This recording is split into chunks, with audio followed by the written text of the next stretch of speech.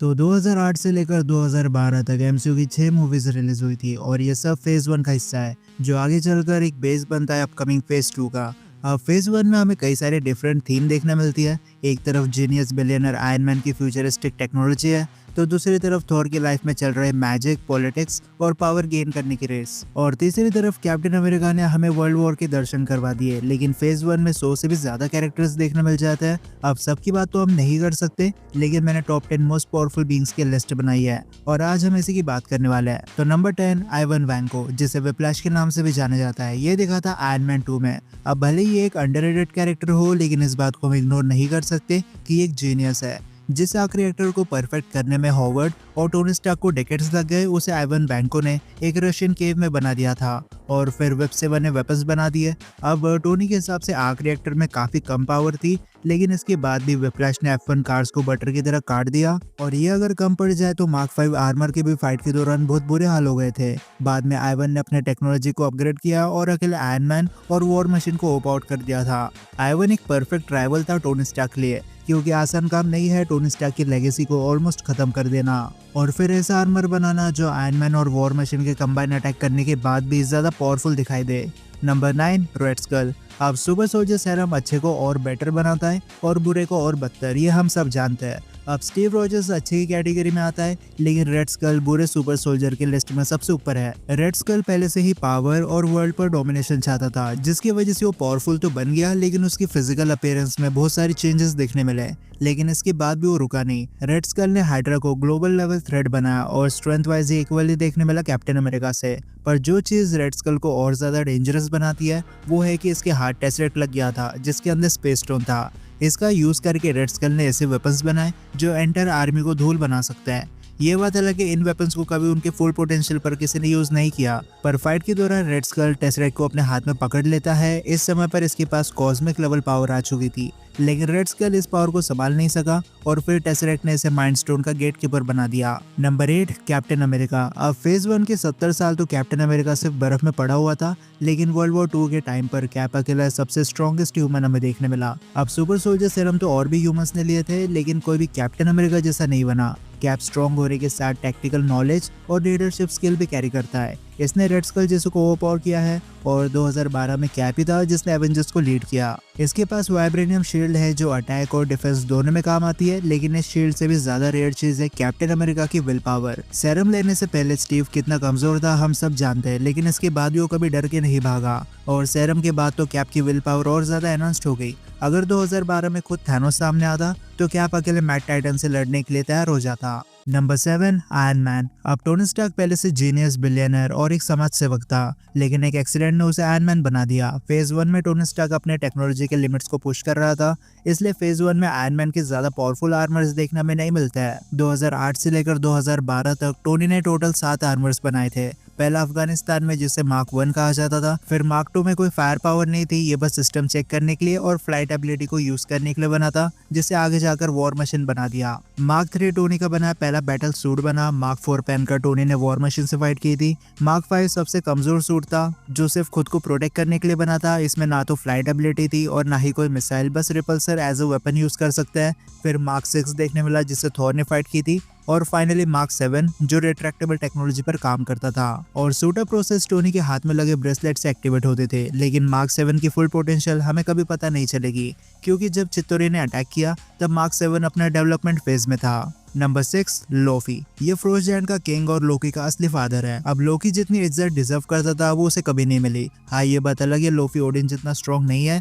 लेकिन कई सेंचुरीज पहले ही अपने एंटायर आर्मी के साथ प्लेनेट अर्थ पर आता है उसे कॉन्कर करने के लिए। खुद ओडिन को आना पड़ता है फ्रोज जायंट्स को रोकने के लिए। ये आइस को मैनिपुलेट और कंट्रोल कर सकता है। लोकी के साथ मिलकर इसने ओडिन को मारने की और एसगार्ड को टेक ओवर करने की सुपारी ली थी। सब कुछ ठीक चल रहा था, लेकिन लोकी ने गद्दारी कर दी। लोफी अंडररेटेड जरूर है, लेकिन ये भी एक स्काई फादर है जो टाइम आने पर एटलीस्ट प्लैनेटरी लेवल पर स्केल करेगा। Number 5, Abomination. अब एमिल ब्लोंस्की एक एक्सपीरियंस्ड मरीन था, लेकिन जनरल रॉस और ब्लोंस्की का सिर्फ एक ही मिशन था, ये किसी भी तरह हल को पकड़ना चाहते थे।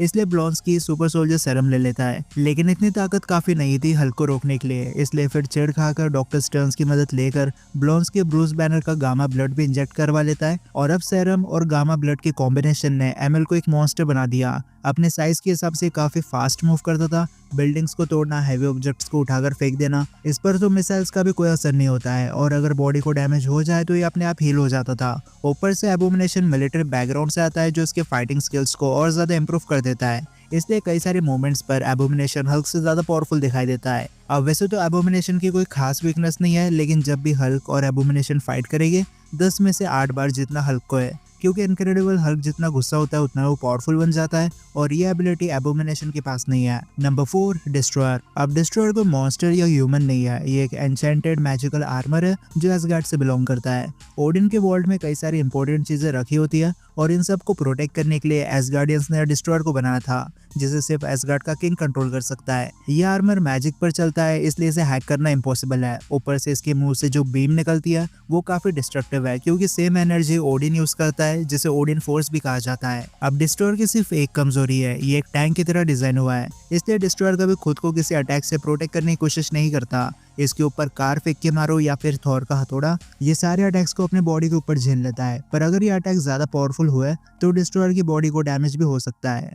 Number 3, Hulk. अब मुझे याद है 2012 के टाइम पर मैं और मेरे दोस्तों ने सिर्फ हल्क के लिए एवेंजर्स मूवी देखी थी। उस टाइम पर हमें कोई आइडिया नहीं था कि थॉर को ने या आयरन मैन ने कौन सा मार्क आर्मर पहना हुआ है। उस टाइम पर सुपर फैंस को बस एक चीज से मतलब था, और वो है हल्क का एग्रेशन। 2008 में हल्क ने एबोमिनेशन को कुत्तों की तरह मारा, वो किसी को नहीं पता था, लेकिन 2012 में हल्क ने चित्तौरी की कैसी बैंड बजाई, लोकी को कैसे कूट दिया, और सिर्फ एक पंच में लेवाइथन को मार देना, बस यही याद रहता था। और फेज 1 में हल्क सच में बहुत पावरफुल था, ये फिजिकली स्ट्रॉन्गेस्ट एवेंजर था। ये पता लगे थॉर हल्क को बराबरी की टक्कर देता है, पर हैमर के बिना हल्क से जीतना थॉर के लिए भी ऑलमोस्ट इम्पॉसिबल जैसा ही था। और इस हल्क में ज्यादा सोचने समझने की एबिलिटी नहीं थी, इसलिए ये बंदा बिना देखे किसी को भी कूट देता था। इसलिए गॉड्स हो या फिर हाईली एडवांस आर्मर पहनने वाले बिलियनर्स, थैनोस की स्मार्टेस्ट आर्मी हो या फिर शील्ड जैसी ऑर्गेनाइजेशन, सब हल्क से दूर रहना पसंद करते थे।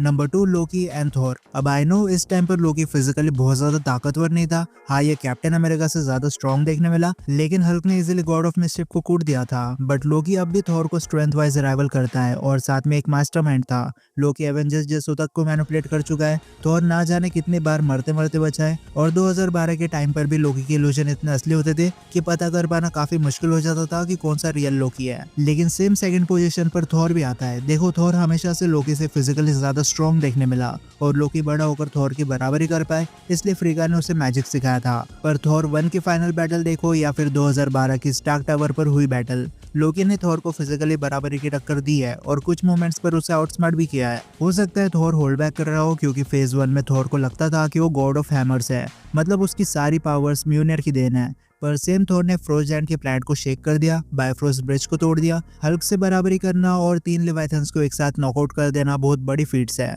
और फाइनली नंबर 1 पर आता है ओडिन। अब रैग्नारोक से पहले तक यूनिवर्स में ऑल फादर ओडिन का बहुत खौफ था। ऑफ कोर्स ओडिन बहुत पावरफुल था, लेकिन एसगार्डियन आर्मी से भी कोई पंगे नहीं लेता था। फ्रोजलैंड हो या फिर डार्क एल्फ, ये आर्मी अनडिफिटेड रही है। थैनोस जैसों ने भी ओडिन के मरने का वेट किया, उसके बाद इन्फिनिटी स्टोन्स को कलेक्ट करना शुरू किया था। मैड टाइटन के पास भी आर्मी की कोई कमी नहीं थी, लेकिन इसके बाद भी ओडिन से पंगे नहीं लेता था। इनफैक्ट मार्वल के फेज 2 तक ओडिन ने यूनिवर्सल लेवल पर कॉस्मिक बैलेंस को बनाए रखा था, और 9 रियल्म्स को प्रोटेक्ट करना कोई छोटी बात नहीं है। ओडिन ओल्डेस्ट एसगार्डियन है, इसलिए वो फिजिकली सबसे स्ट्रॉन्गेस्ट तो था ही, लेकिन साथ में अगर थॉर नोवेल को हम पढ़े तो पता चलता है कि ओडिन की जो ओडिन फोर्स है वो एक प्लैनेट डिस्ट्रक्शन फोर्स है। मतलब अगर ओडिन चाहता तो बायफ्रोस्ट खोले बिना ही अपने ओडिन फोर्स से एक एंटायर प्लैनेट को धूल बना सकता था। और अभी तो हमें ओडिन की फीट्स की बात नहीं की है, इसने सर्टर को इटर्नल फ्लेम के साथ हराया, फ्रोजलैंड को औकात में रखा, और बायफ्रोस्ट टूट गया था, इसलिए थॉर को अपने डार्क मैजिक से एसगार्ड से मिडगार्ड पर भेज दिया। लेकिन ओडिन के साथ आज की लिस्ट भी यही खत्म होती है। अब अगर आपको लगता है किसी कैरेक्टर को लिस्ट में होना चाहिए था तो मुझे कमेंट सेक्शन में बता सकते हो, और फेज 1 का क्रोनोलॉजिकल ऑर्डर आपको डिस्क्रिप्शन में देखने मिल जाएगा। तो अब मैं मिलता हूं आपसे अगली वीडियो में, तब तक गुड बाय।